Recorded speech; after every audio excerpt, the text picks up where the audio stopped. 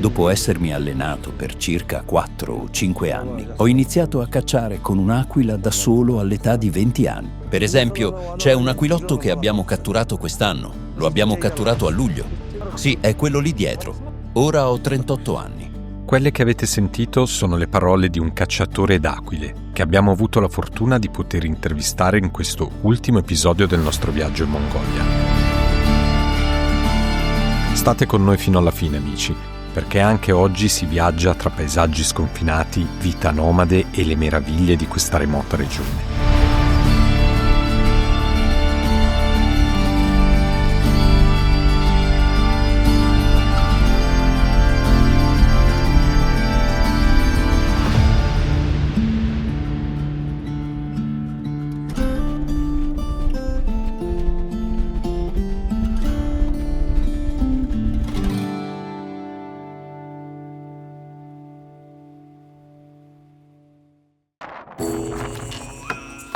Dopo il deserto del Gobi, con le sue dune maestose e i festival culturali, ci siamo spostati nel Tavangbok National Park, affrontando la parte più dura del viaggio, ai piedi del ghiacciaio Potanin, tra temperature infami e bellezze mai viste prima. Oggi ci spostiamo sempre negli Altai, all'interno del parco, ma questa volta nella zona dei laghi e delle foreste, nella casa dei cacciatori d'aquila.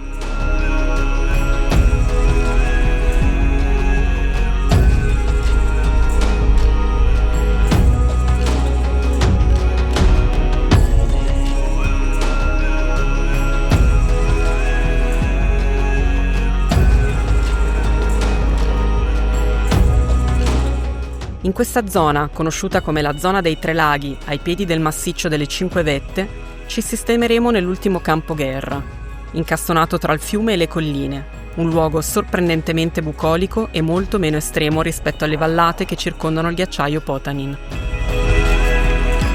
Ci abbiamo messo circa 5 ore, la strada è brutta, è molto polverosa e adesso siamo arrivati qui in questa zona di laghi che è molto verde rispetto a quello che abbiamo visto fino adesso. Ci sono questi boschi con le pinete e questo fiume bellissimo che scorre.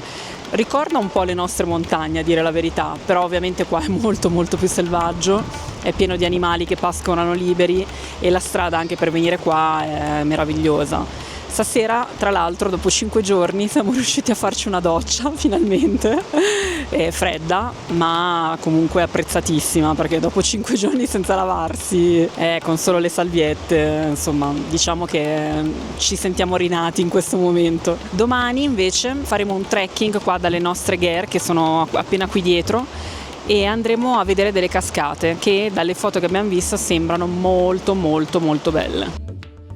Ed infatti eccoci qui, nuovamente in cammino per addentrarci nelle foreste. Le gambe protestano, stanche dei giorni passati in quota, ma una giornata tiepida e serena qui è un'occasione che non si rifiuta. Siamo quasi arrivati, amore. Sono quasi 2 settimane che le mie orecchie sentono sempre questa frase. Siamo quasi arrivati, amore. E non è vero. Non è vero. Sembra di stare in Svizzera comunque.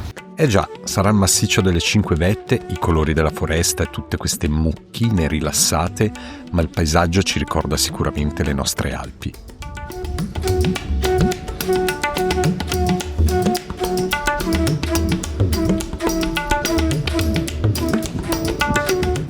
Così come la Bagaturgen, una cascata discreta ma affascinante che cade leggera dentro questo quadro naturale.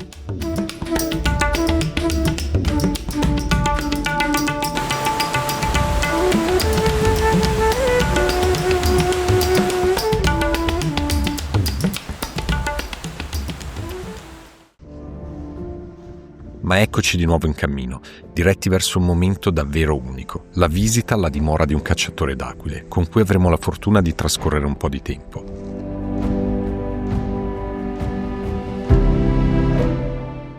Abbiamo appena incontrato il cacciatore di aquile, ci ha raccontato tutta la storia delle sue aquile, che in questo momento sono 2. Questa che è alle mie spalle è un'aquila che è riuscito appena a catturare circa un mese fa, la sta ancora ammaestrando per cacciare. Molto affascinante la storia e le aquile sono meravigliose.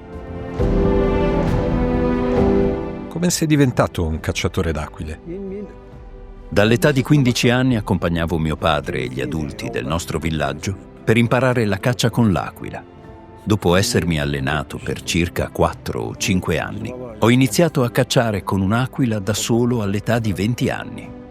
Da allora ho sempre cacciato con le aquile fino ad oggi. Ora ho 38 anni. La caccia è stagionale. Come vivi estate ed inverno? Le due stagioni sono molto diverse tra loro. Le brevi giornate estive sono molto piacevoli per noi. Con il clima caldo, i prodotti caseari, le celebrazioni e le feste. I mesi estivi sembrano una vacanza. L'inverno, invece, è dedicato alla caccia con le aquile, alla cura del bestiame e all'affrontare il freddo rigido. Queste due stagioni portano esperienze molto diverse per noi. Quale metodo usi per cacciare le aquile? Esistono 2 diversi metodi per catturare le aquile. In un metodo i piccoli vengono presi dal nido. Nell'altro vengono catturate usando trappole, piazzate in zone isolate. Una volta catturate, le aquile vengono avvicinate lentamente giorno dopo giorno, accarezzate, tenute in mano, nutrite e addestrate per abituarsi alla nostra presenza. Se addestrate in questo modo con costanza ogni giorno, diventano completamente pronte addestrate. Quanto tempo si impiega ad addestrare un'aquila? Addestrare le aquile richiede tempo, questo è certo. Se le addestri continuamente senza pause, ci vuole all'incirca 1 mese.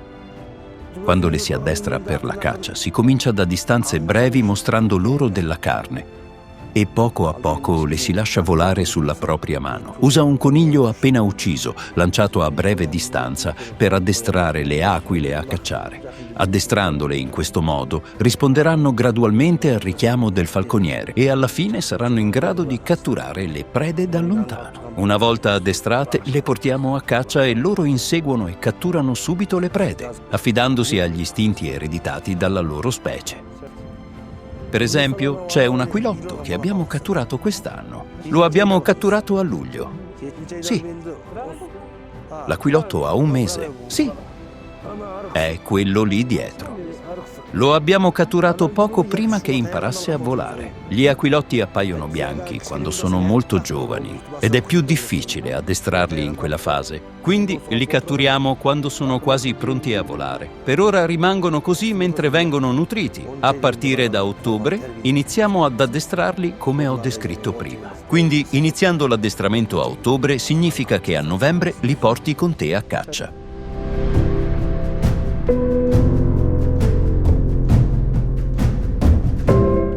Abbiamo anche l'occasione di dare una sbirciata alla sua dimora, dove sono conservate le pelli delle prede.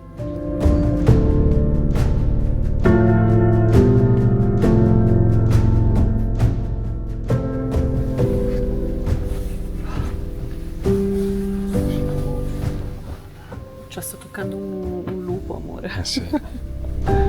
So this was the stick I was talking about. Sulla via del ritorno alle guerre ripensiamo alle parole del cacciatore. La sua tradizione racconta di una vita dura e affascinante, anche se alcuni aspetti, come il prelievo degli aquilotti o il vederli legati, sono distanti dalla nostra cultura e ci lasciano sensazioni miste. Vabbè, piccola parentesi, ma quanto sono belli questi vitellini che si rilassano tra le montagnette della steppa. Tra l'altro non siamo riusciti a riprenderli, ma abbiamo visto molti cavalli starsene tranquillamente seduti o sdraiati a terra. È curioso, qui si sentono così al sicuro, così in sintonia con l'uomo e in un ambiente senza predatori, da potersi permettere un relax totale.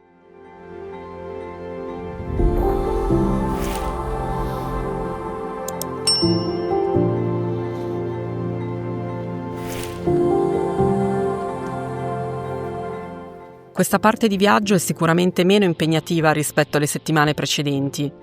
E appena fuori dalla nostra guerra, ecco uno scorcio della vita di tutti i giorni dei nomadi. Una routine così distante dalle nostre vite, dura ed affascinante.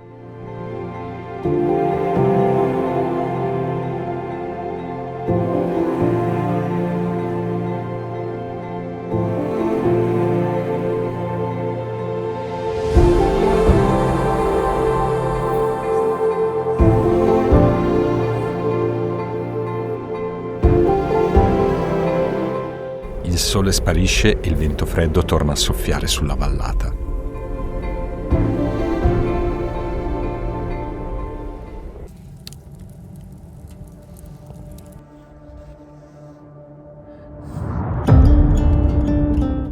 Mattina lenta, zero fretta, e dalla porta della Gher ci godiamo lo spettacolo. Bestiame che si muove. Qualcuno che rincorre le mucche.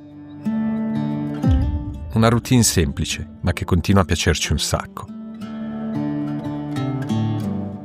Queste terre ci ricordano sempre che non si può fare affidamento sul meteo e la giornata diventa uggiosa e piovosa, senza impedirci però di visitare almeno il lago Urgan Nur, suggestivo anche con questo tempaccio. Lungo il percorso incontriamo anche alcune balbal, uomini di pietra, le statue che le popolazioni turco-nomadi eressero tra il VI e il X secolo.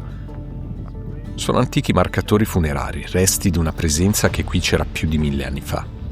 Allora, la priorità di queste giornate fredde, piovose qui nella Gher sta diventando la stufa, perché ci congeliamo, soprattutto oggi che il tempo è veramente barbino. Ci ha appena acceso il fuoco e ragazzi, c'ho la sensazione più bella del mondo.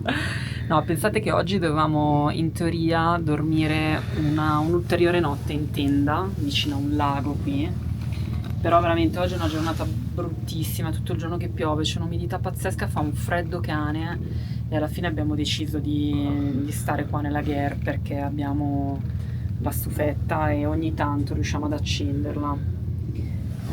L'accendiamo con lo sterco di mucca e con un po' di carta, e non è una stufetta molto grande, nel senso che dopo una mezz'oretta comunque già il freddo ritorna, però decisamente aiuta in queste situazioni.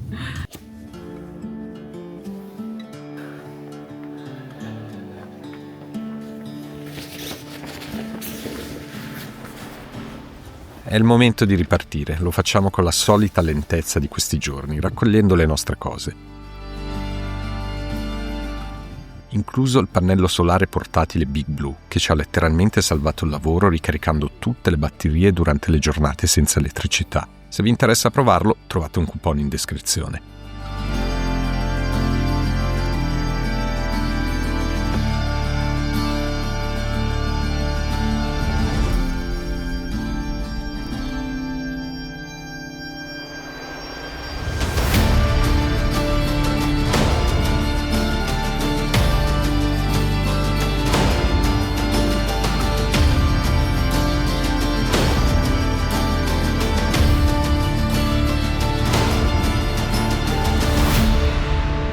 Salutiamo anche questo posto incredibile e torniamo verso Olghi, prima di chiudere il viaggio a Ulaanbaatar.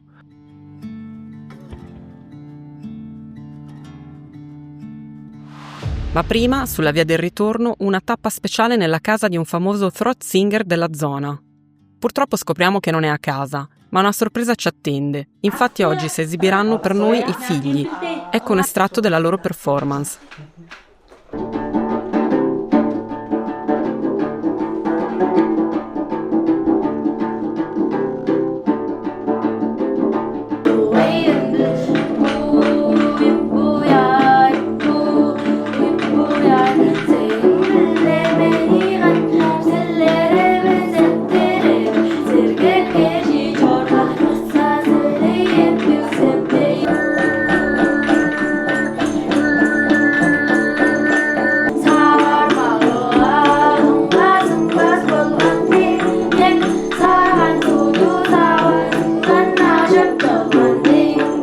Questi ragazzini ci regalano un momento emozionante prima di lasciare definitivamente i Monti Altaj.